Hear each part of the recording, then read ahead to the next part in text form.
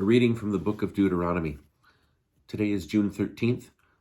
Our reading from Deuteronomy is chapter 11.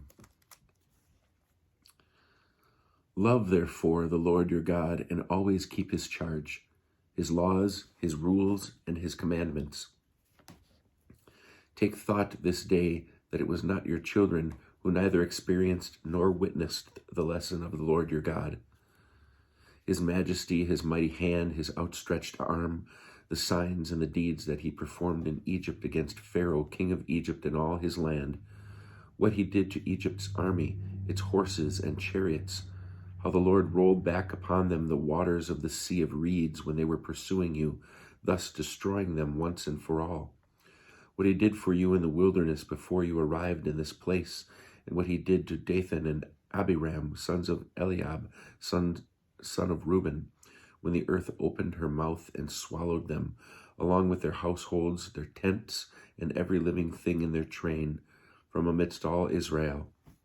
But that it was you who saw with your own eyes all the marvelous deeds that the Lord performed.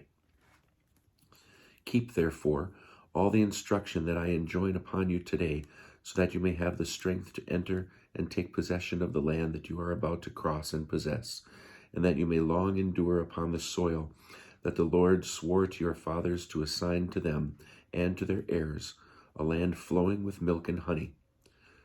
For the land that you are about to enter and possess is not like the land of Egypt from which you have come. There the grain you sowed had to be watered by your own labors, like a vegetable garden. But the land you are about to cross into and possess, a land of hills and valleys, soaks up its water from the rains of heaven. It is a land with which the Lord your God looks after, on which the Lord your God always keeps his eye from year's beginning to year's end. If then you obey the commandments that I enjoin upon you this day, loving the Lord your God and serving him with all your heart and soul, I will grant the rain for your land in season, the early rain and the late. You shall gather in your new grain and wine and oil. I will also provide grass in the fields for your cattle, and thus you shall eat your fill.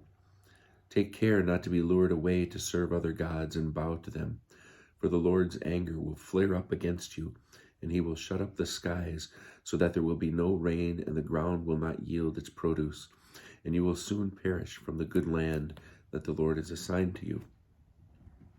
Therefore, impress these my words upon your very heart. Bind them as a sign on your hand, and let them serve as a symbol on your forehead. And teach them to your children, reciting them when you stay at home and when you are away, when you lie down and when you get up. And inscribe them on the doorposts of your house and on your gates, to the end that you and your children may endure in the land that the Lord swore to your fathers to assign to them, as long as there is heaven over the earth. If then you faithfully keep all this instruction that I command you, loving the Lord your God, walking in all his ways and holding fast to him, the Lord will dislodge before you all these nations. You will dispossess nations greater and more numerous than you. Every spot on which your foot treads shall be yours. Your territory shall extend from the wilderness to the Lebanon, and from the river, the Euphrates, to the western sea. No man shall stand up to you. The Lord your God will put the dread and the fear of you over the whole land in which you set your foot, as he promised. See, this day I set before you blessing and curse. Blessing if you obey the commandments of the Lord your God that I enjoin upon you this day, and curse if you do not obey the commandments of the Lord your God, but turn away from the path that I enjoin upon you this day, and follow other gods, whom you have not experienced. When the Lord your God brings you into the land that you are about to enter and possess, you shall pronounce the blessing at Mount Gerizim and the curse at Mount Ebal. Both are on the other side of the Jordan, beyond the west road that is in the land of the Canaanites, who dwell in Arabah near Gilgal, by the terebinths of Moreh. For you are about to cross the Jordan to enter and possess the land that the Lord your God that the Lord your God is assigning to you. When you have occupied it and settled in it, Take care to observe all the laws and rules that I have set before you this day.